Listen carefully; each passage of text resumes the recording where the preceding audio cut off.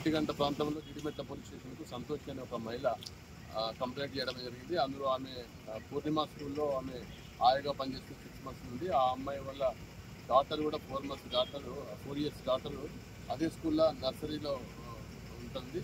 నిన్న స్కూల్ అయిపోయిన తర్వాత ఆ అమ్మాయిని టాయిలెట్ తీసుకుపోయే క్రమంలో అదే స్కూల్లో ఆయాగా పనిచేస్తున్న 6 years కెళ్ళి ఆయాగా పనిచేస్తున్న లక్ష్మి అంటే ఆమె ఆ అమ్మాయిని తీవ్రంగా బాధించడం, కొట్టడం జరిగింది.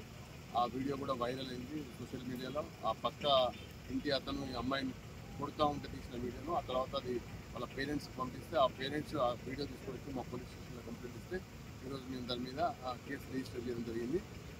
దాంట్లో ఇమీడియట్గా అమ్మాయిని చికిత్స నిమిత్తం ఇక్కడ ఒక ప్రైవేట్ హాస్పిటల్కి పంపించడం. ప్రజెంట్ అమ్మాయి స్టేబుల్గా ఉంది.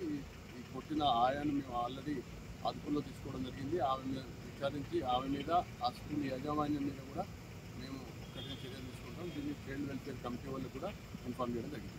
సరే, ఏంటి వాళ్ళకి ఏమన్నా పర్సనల్ అది వెరిఫై చేయాలి. ఇద్దరు ఆయాలుగా పనిచేస్తున్నారు. మరి అమ్మాయి ఒక్క అమ్మాయినే కొట్టిందా, ఈ ఆయా ఇంకా స్కూల్లో ఎవరినైనా ఇట్లా టార్చర్ చేసిందా అనేది ఒకసారి వెరిఫై చేయాలి.